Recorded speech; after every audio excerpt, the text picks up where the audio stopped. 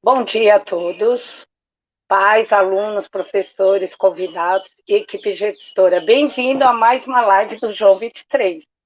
Sou a professora Solange, de informática, e hoje eu vou fazer a nossa live.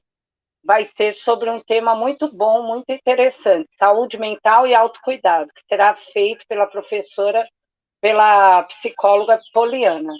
E a nossa professora Gabriela, de matemática, vai também estar nos ajudando, ela vai mediar as perguntas que vocês vão estar colocando no chat. Então, não esquece de colocar as perguntas, ela vai anotar. Quando a professora Poliana terminar de fazer a palestra dela, a apresentação, vai entrar a Poliana e a Gabriela vai passar as perguntas que vocês colocaram no chat, tá bom? Eu vou estar auxiliando na parte técnica, tá? Então, eu vou estar aqui na parte técnica. Então, vamos começar. Eu vou começar apresentando primeiro a professora Gabriela, que vai estar passando sobre como é a Poliana, sobre a palestra, tudo, e como vai ficar a live e como ela vai coordenar a mediação. Oi, gente, bom dia. Sejam muito bem-vindos. Primeiro, eu gostaria de agradecer aí a participação de vocês. Falar, né, que a atividade de hoje, ela é voltada para a família, né? Nós temos no nosso calendário escolar o Dia da Família. Temos 2 dias desse durante o ano. E geralmente essa atividade é realizada na escola, com a presença de todos, de toda a comunidade. Porém, estamos ainda na pandemia, precisamos nos cuidar, manter o distanciamento social, né? Então surgiu essa ideia de fazer a live, né? Onde todos possam participar e a gente possa atingir uma quantidade maior de pessoas, tá bom? Como a professora Solange falou, eu sou a professora Gabriela, professora de matemática aqui do João 23, e vou fazer a mediação dessa atividade de hoje, tá? Então, eu vou fazer a apresentação da nossa palestrante, falar um pouco sobre ela. Ela vai falar depois, né, em seguida. Enquanto isso, eu vou anotar as perguntas de vocês, para no final da palestra eu ir direcionando, né? Eu vou fazendo as perguntas e ela vai responder, tá bom? Então, a nossa convidada para falar desse assunto que a Sol já adiantou, né? Saúde mental e autocuidado, é uma conterrânea minha, né? Eu sou de Carapicuíba, ela também. Ela é psicóloga, ela é formada pela Universidade Federal do Mato Grosso do Sul, a sua graduação, e ela tem mestrado em psicologia social pela PUC aqui de São Paulo.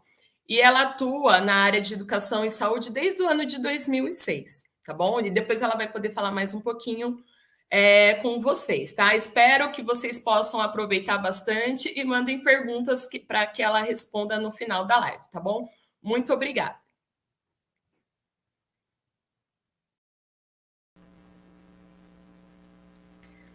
Bom dia, pessoal.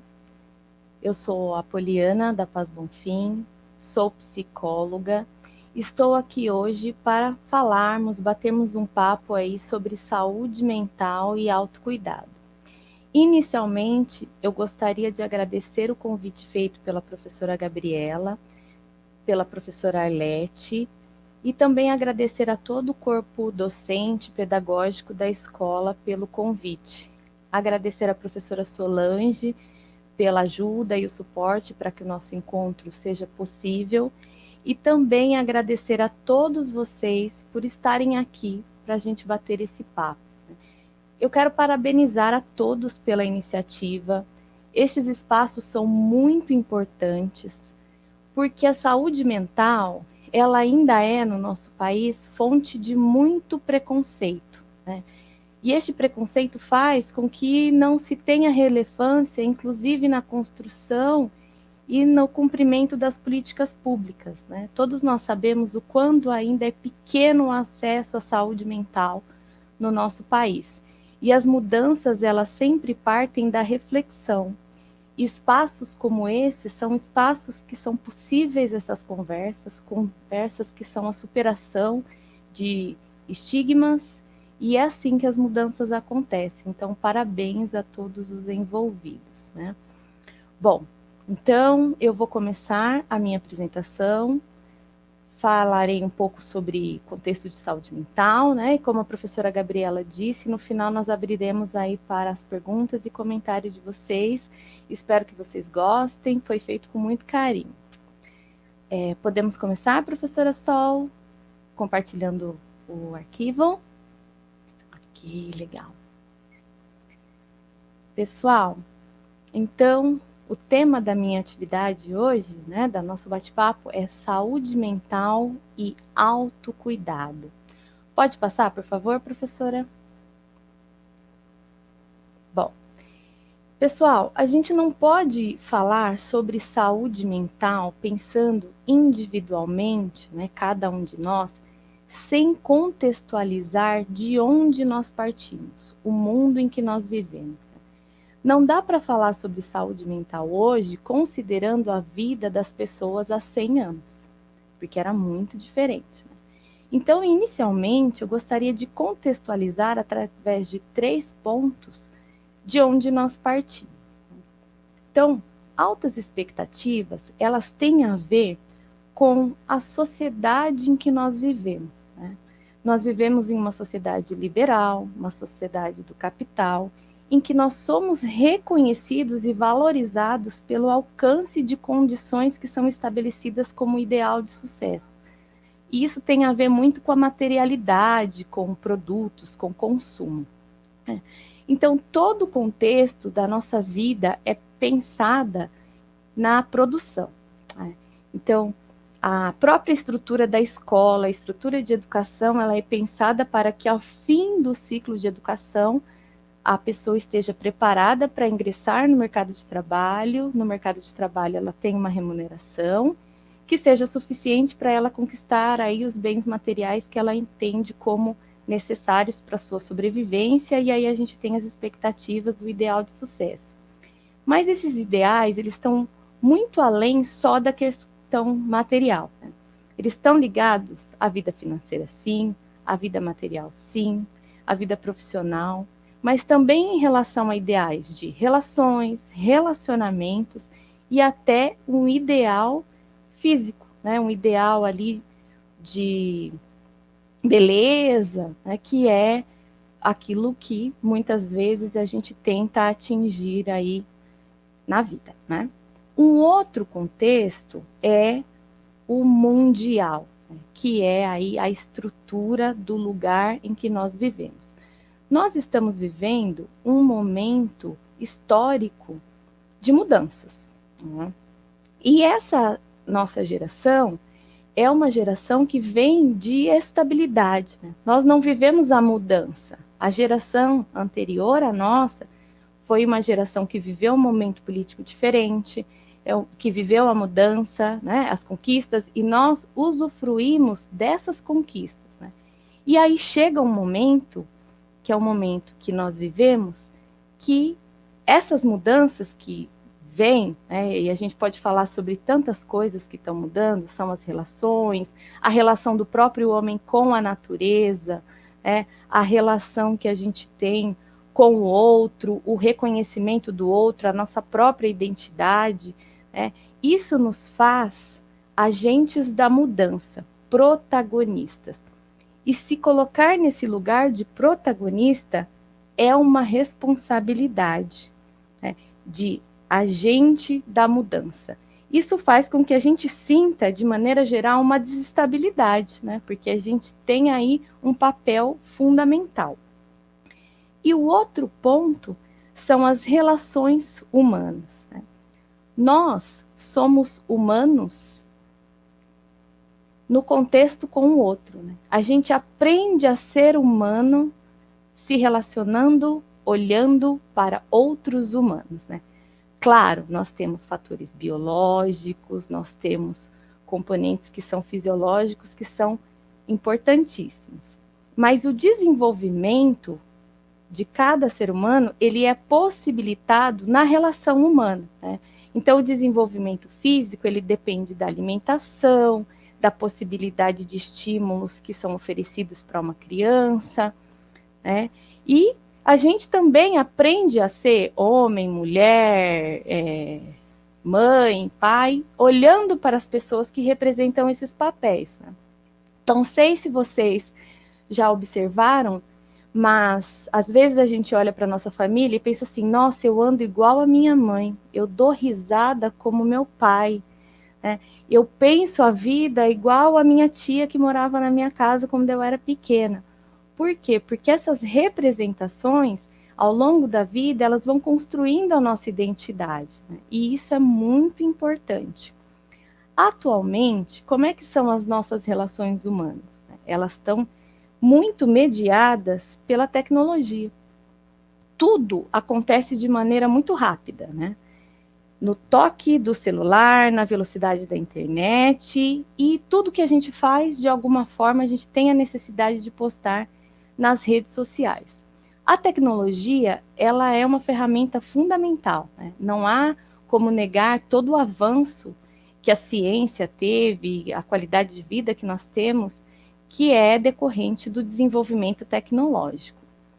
A própria comunicação, nesse momento em que nós estamos vivendo, ela é favorecida pela tecnologia. Nós estamos agora nos comunicando pela tecnologia. Porém, num contexto privado, no contexto das nossas relações, discute-se muito, né, sobre o papel que o celular tem em casa, né? As pessoas conversam menos, passam mais tempo no celular, e até mesmo fala-se sobre a exploração das cidades, né? Mesmo quando a gente está andando ali pela cidade, a gente passa mais tempo olhando para a tela do celular do que contemplando o lugar onde a gente está, olhando para as pessoas. E isso acaba tendo uma interferência aí em quem nós somos. Pode passar, professora Sol?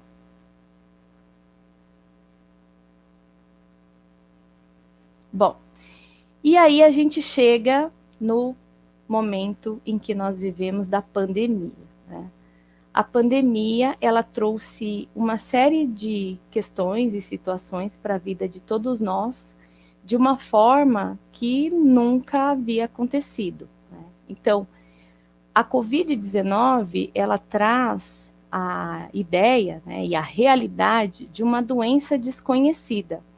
Para nós que vivemos num contexto tecnológico e da ciência, em que a gente entendia que tudo que a gente tinha dúvida, a gente olhava no Google e encontrava a resposta, a Covid-19 trouxe uma grande instabilidade. Uma doença desconhecida, que ninguém sabia nada sobre, né? E ao mesmo tempo com uma alta contaminação, um grande número de pessoas adoecidas, muitos falecimentos, e como uma primeira possibilidade aí de prevenção, o isolamento social.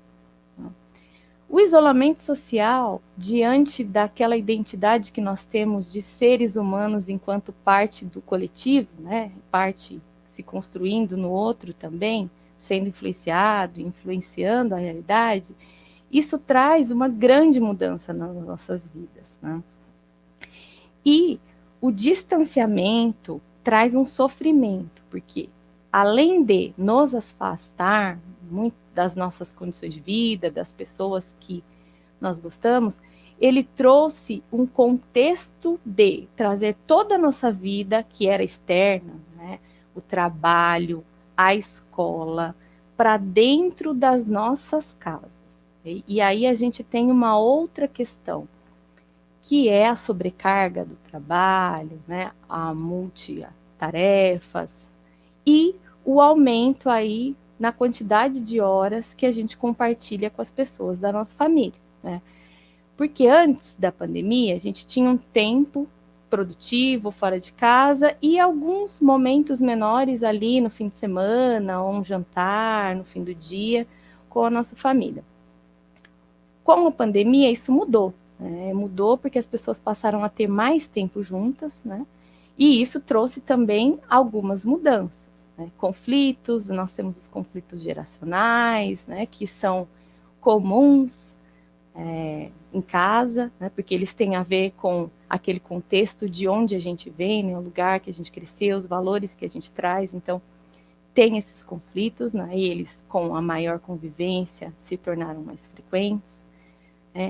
Tivemos também, se a gente for falar na carga de trabalho doméstico, né, sempre temos aí matérias e estudos que falam sobre a sobrecarga do trabalho doméstico, a necessidade de ser multitarefas, principalmente para as mulheres, que são aí responsáveis pelas suas casas, né? Então tem toda a questão de desenvolver uma atividade profissional e de manter as atividades domésticas em dia, de acompanhar as atividades escolares dos filhos, e isso também trouxe um sofrimento para todos, além de que, né, a gente não pode falar de pandemia sem fazer uma contextualização da desigualdade social do nosso país, né?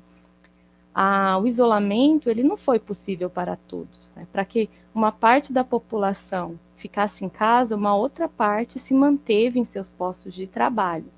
E isso também traz um sofrimento, né? Porque mesmo diante de toda aquela informação sobre a pandemia, muitas pessoas tiveram que ficar nos seus trabalhos, né? Tiveram que continuar suas atividades laborais, além do que essa mudança mundial trouxe mudanças na economia, trouxe mudanças no trabalho, nas relações de trabalho, muitos perderam seus postos de trabalho, e com isso a gente tem uma mudança também na vida e na satisfação das necessidades básicas das pessoas, né? A gente vê aí a todo tempo as campanhas de arrecadação de alimentos, porque muito da vida de muitas pessoas mudou por conta da pandemia, né? E em terceiro, todo esse contexto que a gente comentou aí nos 2 primeiros pontos, ele traz uma sensação de instabilidade externa, né, que é todo o contexto do mundo que nós vivemos, e o que isso reflete em cada um de nós. E as pessoas vivem e sentem as situações de maneiras diferentes. E, de maneira geral, o que está no contexto interno interfere internamente em cada um de nós e afeta a nossa saúde. Pode passar, professora, por favor. Bom, e aí a gente vai falar sobre o que é saúde, né? Quando a gente fala de saúde, a ideia que se tem, pelo senso comum, é de que saúde é a ausência de doença, né? Bom, para a Organização Mundial da Saúde, saúde é o bem-estar físico, social e mental. O contexto físico é aquilo que nós dissemos lá no começo, né? Satisfação das necessidades básicas, alimentação, possibilidade de estímulo que oferecem as possibilidades de desenvolvimento. Social, aí a gente tem toda a estrutura de uma sociedade, né? A política de bem-estar social que garanta às pessoas o seu desenvolvimento e o pleno direito à educação, à saúde, à moradia e aquilo que é visto como necessário para a sobrevivência das pessoas. E a saúde mental, né, que é uma área da saúde que não, até há algum tempo, não tinha muito do lugar, né? Hoje nós temos várias mudanças, né? Inclusive na política da Educação do Estado de São Paulo, a Secretaria Estadual de Educação tem um projeto com os psicólogos na educação, temos alguns avanços, né? Inclusive, não podemos deixar de falar sobre o acontecimento da última semana, quando a atleta Simone Biles, né, abre mão aí da disputa de finais de algumas categorias, dizendo que ela priorizará a sua saúde mental. Então, nesse contexto que a gente vai falar aí de uma parte da nossa saúde que é tão importante para a gente entender o que é saúde integral. Pode passar, professora Sol, por favor? Bom, quando a gente está falando de saúde mental, pessoal, a gente não está dizendo só sobre as sinapses, né? Claro, o corpo é um inteiro, né? Aquela identidade que a gente tem de divisão de corpo e mente, ela é necessária no momento histórico que nós temos, né, para que, inclusive, a medicina se desenvolvesse, os corpos pudessem ser estudados, né? Porém, nesse momento em que a gente tem vivido, é a consciência de que nosso corpo é um inteiro, né? E o nosso corpo, a nossa mente, ela é também emoção.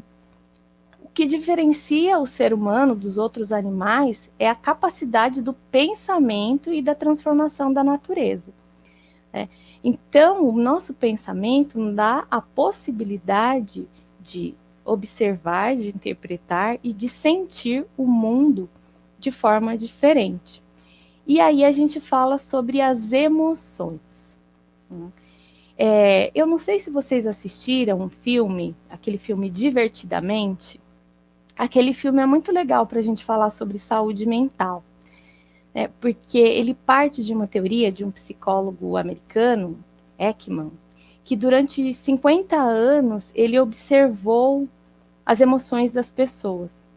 E ele chegou a um contexto de que a gente tem 5 emoções básicas, né, que são constituídas aí, que são as constitutivas de todo ser humano, independente da sociedade, e que essas emoções, elas são impulsos biológicos necessários, né? E o que vai diferenciar as emoções dos sentimentos, por exemplo, é que ela tem um fim, né? Então, se a gente observar aquelas 5 emoções que tem lá no filme, elas têm uma necessidade, né?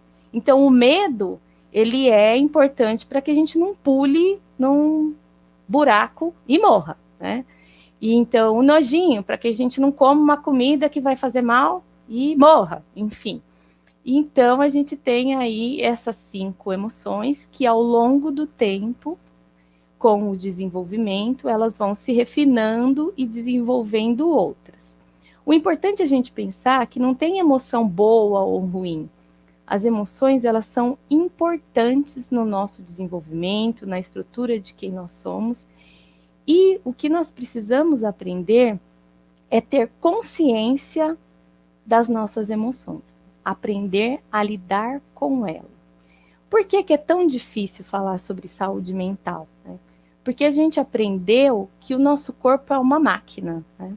É uma máquina que tem um fim, e esse fim é a produção, é um trabalho.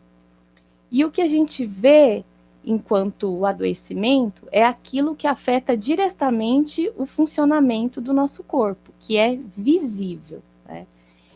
E a saúde mental, ela não é visível. Então, ela muitas vezes é vista como fonte de autorresponsabilização. Então, a pessoa não se sente bem porque ela tem falta de fé, porque ela não está se esforçando o suficiente.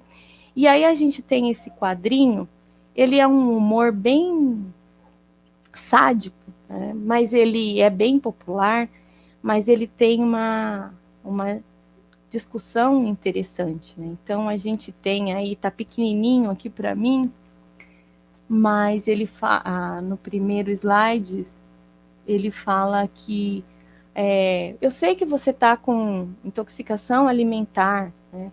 Mas é falta de vontade sua, né? Eu não vou conseguir ler cada um deles, porque aqui está aparecendo pequeno na página, mas a ideia é provocar, né? Porque esse é o contexto de como a gente trata a saúde mental, né?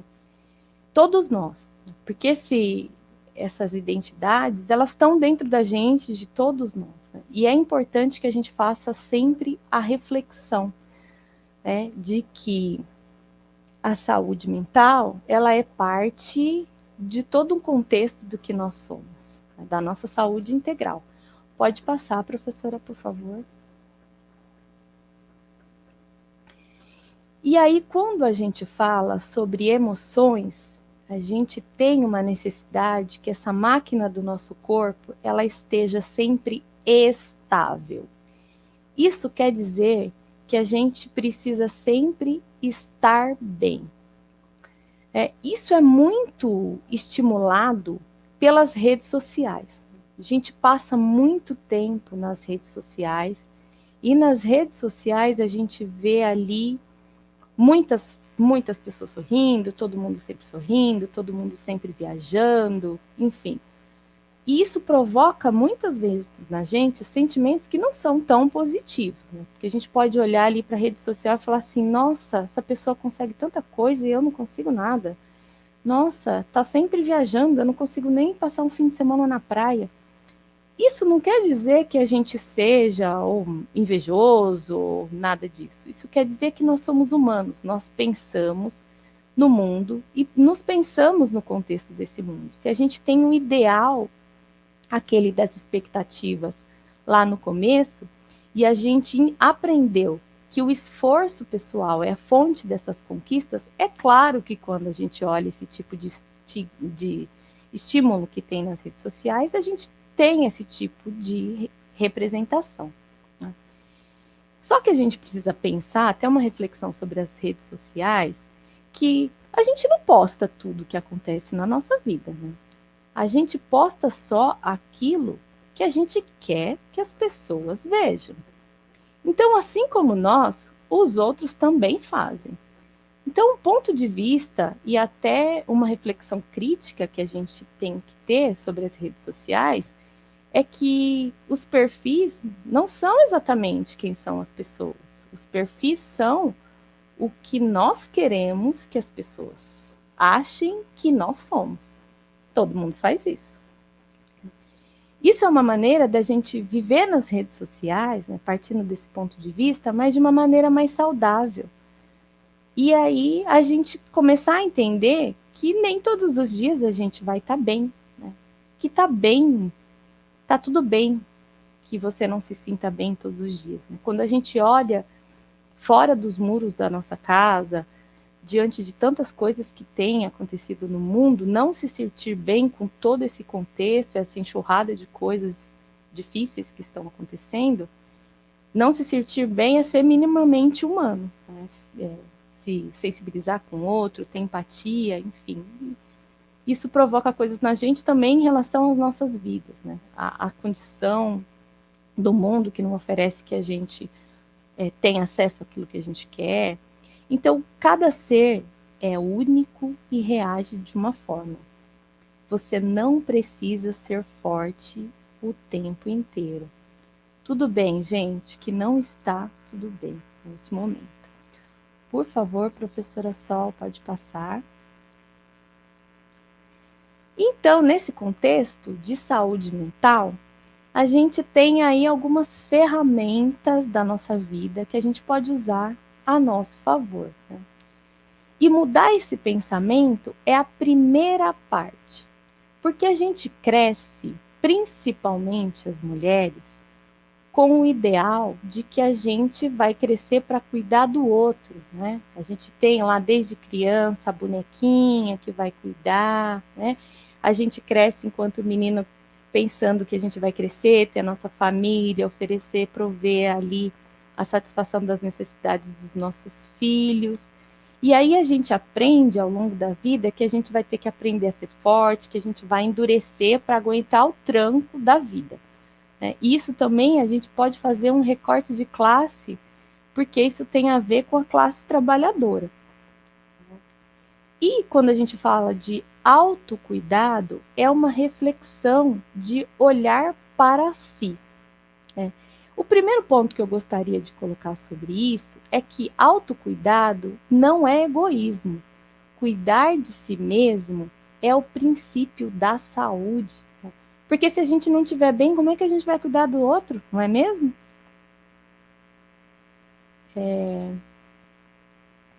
Então, a gente tem aí, primeiro, um contexto de autoconhecimento, né? Olhar para si, olhar para as nossas histórias, né? Respeitar o que a gente viveu, perdoar as nossas ações. Porque tantas vezes a gente olha para trás e pensa assim, nossa, se eu tivesse tomado tal decisão diferente na minha vida, tal coisa não teria acontecido. O primeiro ponto é pensar que naquele momento você não era a pessoa que você é hoje.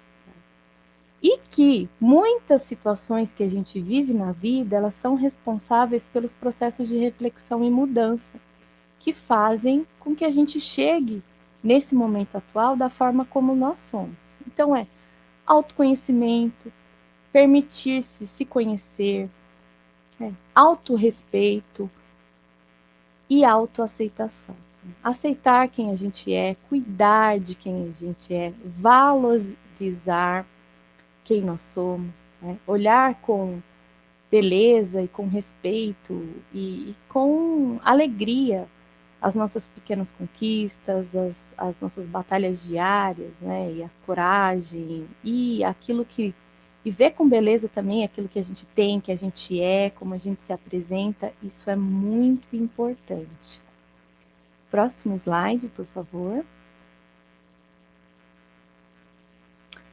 E aí nós temos as nossas relações sociais, muito aprofundadas e intensificadas com a pandemia.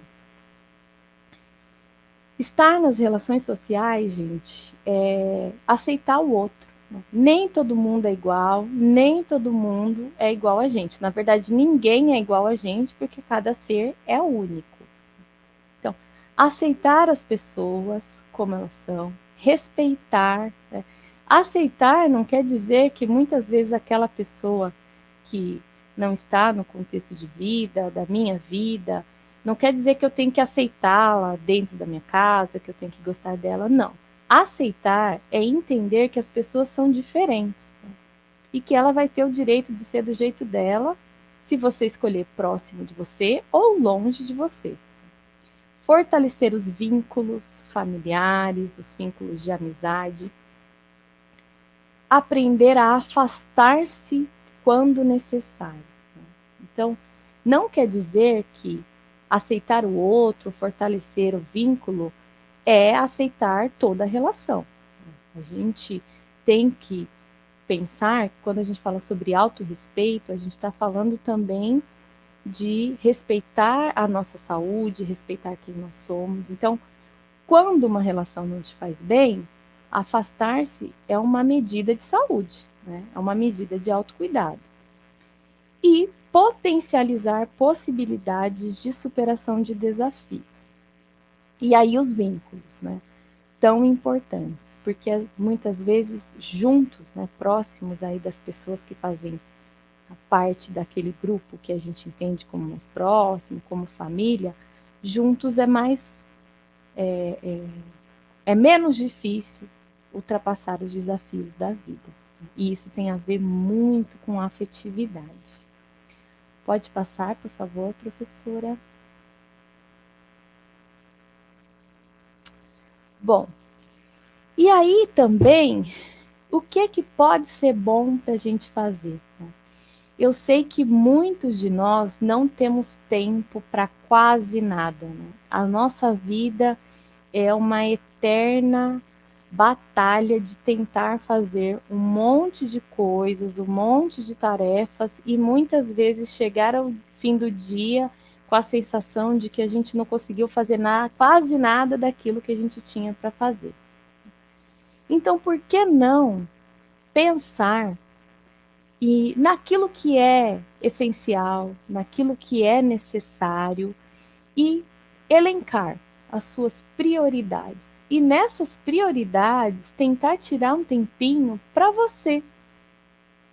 E nesse tempinho pode ser bom passar menos tempo nas redes sociais, diminuir o tempo pesquisando sobre pandemia, assistindo todos os jornais, porque se a gente ficar 24 horas por dia tendo acesso a tudo que está acontecendo, a gente não vai dar conta de elaborar tudo isso de uma maneira que seja possível pensar possibilidades. Então, diminuir isso, pensar em outras coisas, ler um livro, tomar sol, que vitamina D é muito importante, né? Essa vida que a gente tem, que a gente fica cada vez mais em espaços fechados, que a gente tem cada vez menos tempo para colocar o pé no chão, na terra, né? Para ficar debaixo de uma árvore, ler um livro, para realmente aproveitar uma parte do tempo com atividades que sejam prazerosas, como ouvir uma música, dançar, ler, conversar com alguém que a gente gosta, ou descobrir uma nova habilidade, né? Quando a gente fala de emoções, a expressar as emoções, a gente pode fazer isso de muitas formas, né? Tem uma psiquiatra brasileira chamada Nise da Silveira, que ela desenvolveu uma teoria muito interessante que é a base da arte-terapia, né? Que é a expressão da emoção pela arte. Isso é possível ser feito com artesanato, com pintura, com escrita, poesias, enfim. E isso também pode ser uma forma de descobrir uma habilidade que seja prazerosa. Às vezes é uma atividade que a gente fazia antes e que não faz mais e que tem vontade de voltar a fazer. E pode ser muito bacana, pode fazer bem para a nossa saúde, pode ser muito agradável. Basta que a gente tenha ali um tempinho para dar um pontapé inicial. Pode passar, professora Sol, por favor.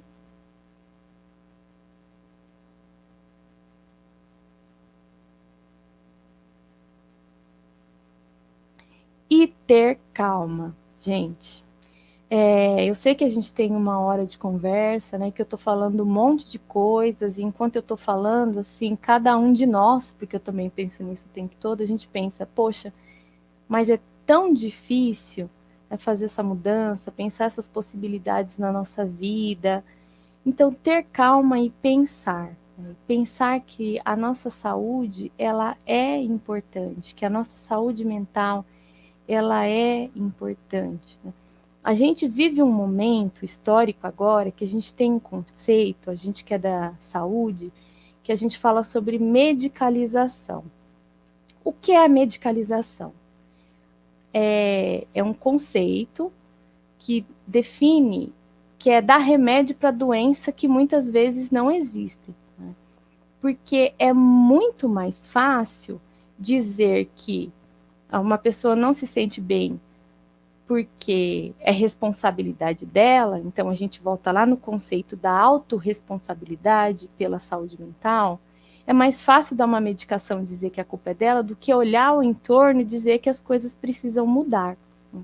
E a gente tem muito disso, por exemplo, na educação, né? Crianças com dificuldade de aprendizagem, os professores aí sabem toda a dinâmica, né? As limitações que nós temos e como isso reflete na vida de todos nós, né? E não se atém só à educação. A gente tem isso nas nossas vidas, na sobrecarga, né, na questão do trabalho, da precarização do trabalho, né, das relações que vêm mudado e como isso exige cada vez mais de nós e como essa questão é adoecedora.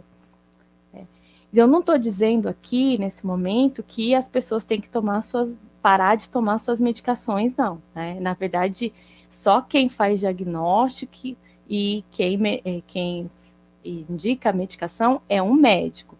O que eu tenho dito sempre é que a nossa saúde, ela é integral, né? E pensar no nosso autocuidado, no nosso autoconhecimento, é um passo importante para a nossa vida, né? Assim como ir ao médico, tomar a nossa medicação, fazer um acompanhamento, é essencial para a nossa vida, tá bom? Então, tenhamos calma, que é um passo de cada vez, né? E quando a gente dá um passo, já não estamos mais no mesmo lugar. Pode passar, professora, por favor. Bom, aqui eu encerro a primeira parte da minha fala, agradeço, e aí agora a gente abre para perguntas. No próximo slide tem o meu contato, se a professora Sol quiser passar agora, não sei se a gente fala agora. Aí tem uma pequena apresentação de quem eu sou, gente. Então, eu sou graduada pela Universidade Federal do Mato Grosso do Sul, mestre em Psicologia pela PUC, especialista em Educação Estratégica pela IBTA, especialista em Psicopedagogia pela Universidade Cruzeiro do Sul. Mas isso é só uma parte de quem eu sou, né? A Poliana é a mãe da Luísa, é a filha da dona Madá e do seu Paulo, é uma compradora compulsiva de livros que eu nunca vou dar conta de ler, maratonista de Netflix, dançarina de axé dos anos 90 nas festas de família, quem nunca, né? E sou uma moradora da cidade de Carapicuíba desde quando a cidade era só mato, gente. E tem aí o meu contato, que fica à disposição de vocês para a gente bater um papo. E agora nós vamos abrir para perguntas. É isso, professora Gabriela?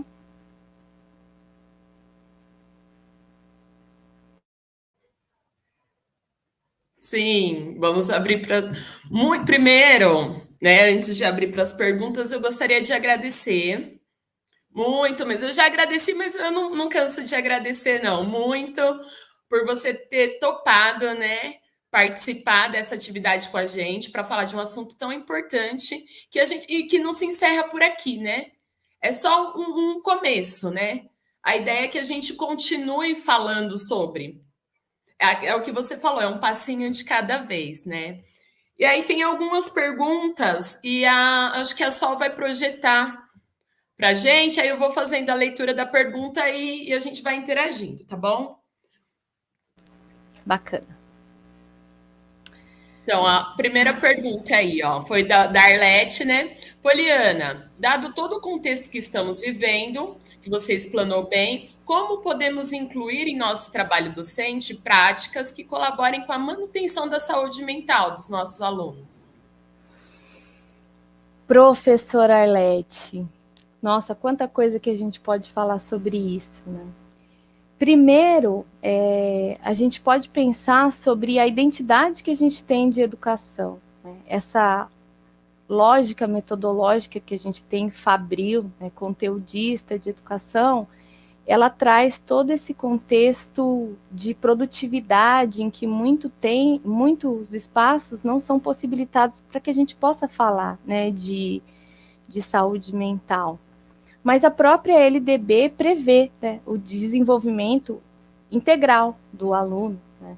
Então, são espaços, o início dessa prática, né, são esses espaços, né, que a gente possa cada vez mais refletir sobre atividades que sejam contextualizadas com a nossa realidade, né, que atendam e mostrem para os alunos que aquilo que a gente aprende na escola tem a ver com a nossa vida, né? Eu tenho certeza que vocês desenvolvem atividades nesse sentido, né? E aí a gente não tem que falar só do aluno, né? Porque a gente tem que falar também da sobrecarga docente, né? Da necessidade de produção e de como isso tem aumentado durante a pandemia.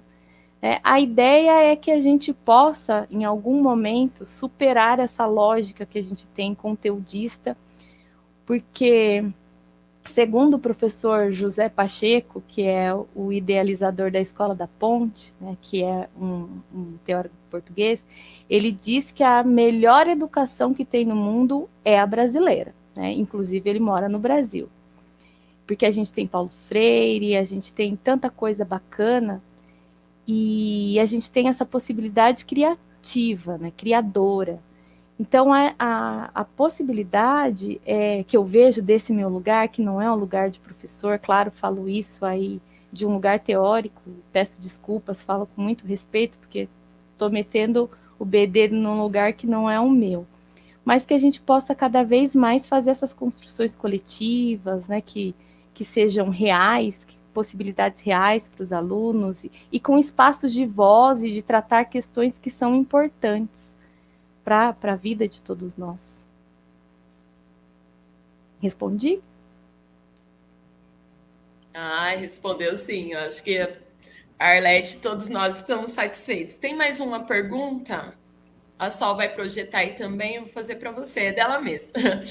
Como os adultos e crianças nessa pandemia conseguem lidar com o luto, né? Que eu acho que é uma coisa bem pertinente. Nós retornamos agora presencialmente, numa forma de rodízio e tudo mais, mas a gente entende que durante todo esse tempo, né, que os alunos ficaram distantes da gente presencialmente, estavam virtualmente, mas presencialmente eles passaram por perdas, né? Tanto professores quanto alunos, né?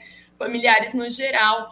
Tem uma forma, acho que não tem receita, né? Mas tem alguma coisa assim que a gente possa pensar para falar, né, sobre o luto? O luto, ele tá no contexto das nossas emoções, né? A primeira coisa que a gente precisa pensar sobre o luto e também sobre os nossos outros sentimentos é que ele precisa ser autorizado. A gente precisa permitir-se enlutar-se, né? Sofrer. Sofrer é parte da vida, né? E a grande questão é que a gente não tem um espaço para vivenciar essa experiência. Muitas culturas vivem o luto de maneira diferente, né? O luto o próprio ritual, né, ali do que a gente chama de sepultamento, em várias culturas ele é vivido como de outras formas, né? Então, nesse contexto, o que a gente pode fazer é, primeiro, pensar que o luto é autorizado, né? A gente precisa sofrer, e isso vai também muito contra essa lógica de que a gente precisa estar bem o tempo inteiro, sabe? Não, você vai ficar 7 dias em casa porque você perdeu uma pessoa e depois você vai voltar bem, né? E não vai voltar bem, né? Então, acho que é uma coisa que é individual, mas também é coletiva, é da gente entender que essas emoções elas estão aí e que a gente precisa se autorizar individualmente a experimentá-las e também coletivamente. Porque, como eu disse ali nas relações sociais, a gente tem um fortalecimento quando a gente está com o outro, né? Então, por que não, como a professora Arlete falou na pergunta anterior, por que não trazer essas questões para a gente conversar sobre elas, né? Porque tem coisas que a gente não fala. O luto é uma delas. Por que a gente não pode falar? Acho que a gente poderia começar aí na escola, talvez, falar um pouco sobre as nossas emoções, criar um espaço sobre isso, né? Eu acho que esse projeto da SEDUC tem essa possibilidade, né, que é do psicólogo na escola, de oferecer esse suporte no contexto, ajudando os professores. Eu não sei como isso tem sido realizado na escola de vocês, mas pode ser um início. Ok, obrigada. Eu agora tenho mais uma pergunta, a ação vai projetar da professora Fernanda. Quais sinais as crianças apresentam quando falamos de estresse mental? São os mesmos comportamentos e sinais que observamos nos adultos? Fernanda, então, quando a gente está falando sobre isso, eu gosto de refletir muito sobre uma coisa, sabe? O psicólogo, ele não faz o diagnóstico, tá? Então, eu penso que do lugar que a gente tem de pais, de professores, sempre essa possibilidade, quando a gente observa que existem comportamentos que apresentam fadiga, cansaço, né? Uma certa recusa da criança para desenvolver atividades que ela fazia antes e já não demonstra mais interesse, né? Isso são indicadores importantes para que a gente possa começar a observar e conversar, né? Uma questão importante que a gente precisa também começar a falar sobre as crianças é que a gente não dá voz para elas, né? A gente entende as crianças como seres ali que não são dotados da capacidade cognitiva, que não têm opinião, né? Mas as crianças têm muito a nos ensinar. Então, dar voz a ela para que ela diga o que ela sente, o que ela gosta e também aceitar o que uma criança diz, né? Porque imagine, como é que eu vou conversar com meu filho criança e vou falar para ele, filho, como é que você está se sentindo? Ele vai falar, eu não quero fazer tal coisa. E aí eu aceito quando ele diz que ele não quer fazer tal coisa? Ou eu entendo que é uma obrigação dele, que ele tem que fazer? Então a gente pode partir aí para um papo, para uma mediação, para uma conversa, para pensar possibilidades que sejam mais prazerosas para a criança, né? E aí, estresse mental, quando está ligado à escola, às atividades, tem a ver também com a metodologia que a gente usa. Então, um jogo pode ser bacana para uma criança que está em casa, lá na aula remoto, um joguinho, um quebra-cabeça, um material dourado ali para fazer continha, pode ser uma atividade prazerosa. Então, às vezes, ele está ali no caderninho fazendo atividade de matemática sozinho, ali chateado. Se você der um outro recurso, pode ser que seja muito legal. A gente tem tanta tecnologia pelo celular, né, aplicativo, joguinho, que pode ser legal. E se a gente for falar que vai fazer uma comparação com os adultos, né, sem aí querer citar e elencar sintomas, de maneira geral, todos nós estamos submetidos à condição de estresse, porque a nossa vida, a vida na cidade, nessa vida produtiva, é uma vida que exige muito de todos nós, né? Então, esse desgaste, ele está em todo mundo. Respondido, Gabi? Ok, tem mais uma pergunta, acho que do Will. Isso, ó. A somatização de doenças podem ter crescido nesse contexto de pandemia entre crianças e adolescentes? Olha, então, somatização, né, que é esse conceito de representar fisicamente questões que são emocionais, elas têm sido frequentes na pandemia, né? Mas elas ficam evidentes na pandemia por conta de todas as condições, né? E falar de saúde mental de crianças e adolescentes, a gente está falando do contexto claro, né? A gente está vivendo uma situação aí muito difícil na pandemia.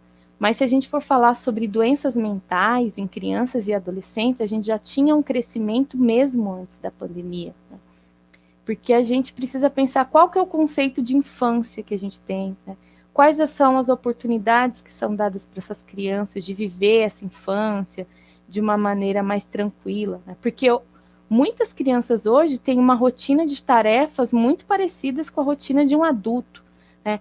Um monte de cursos, um monte de atividades que muitas vezes, enquanto pais, a gente pensa que são excelentes oportunidades que vão fazer uma diferença na vida delas no futuro, e vão fazer mesmo, mas a gente nunca pode perder de vista que a infância é um período muito curto da vida, né? Ela passa rapidinho e é um período de brincar, é um período de representar o mundo, de construir sua identidade, a sua relação interna, a relação com o mundo, e muito da criação, né? Porque Vygotsky não falava sobre criatividade, Vygotsky falava sobre criação, porque criatividade ela tem a ver com a criação que é direcionada.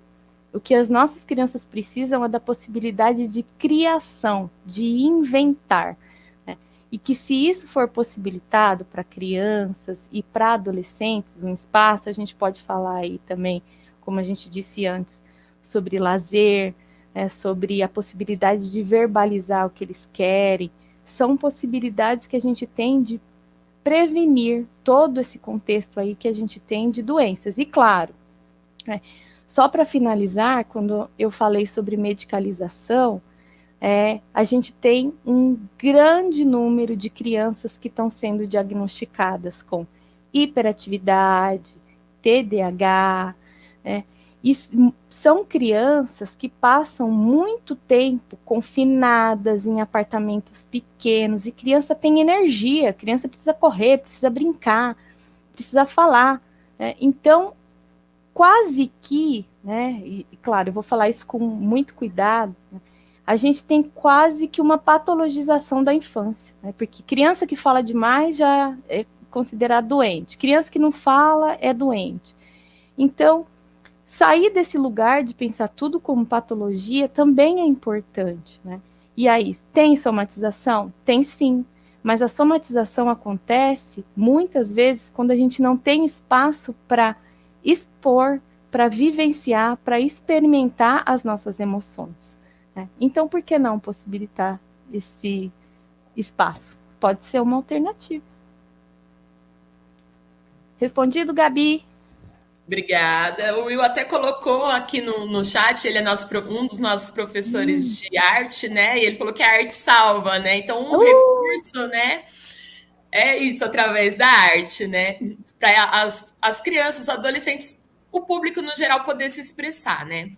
Bacana. Marcos Antônio Ricardo, qual a ligação entre saúde mental e a Covid-19 em crianças e adolescentes? Você já comentou um pouco, né, sobre essa questão da Covid, do confinamento, né, de você estar distante das pessoas que você gosta, né?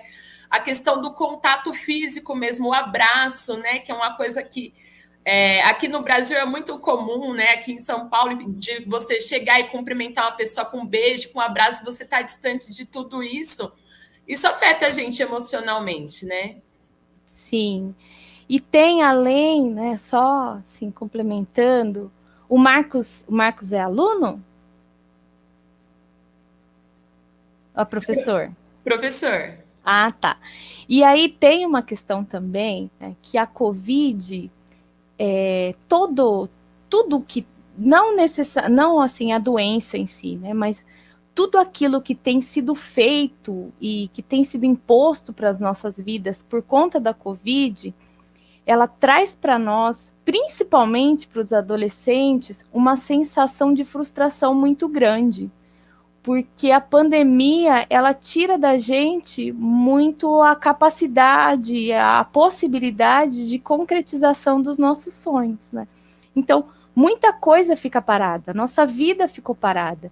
E isso é claro que tem afetado muito a saúde mental dos nossos jovens. Quem está à idade de prestar pré-vestibular, o pessoal que estava se preparando para ingressar no mercado de trabalho e não conseguiu, né? Isso tem deixado muita gente doente, sim.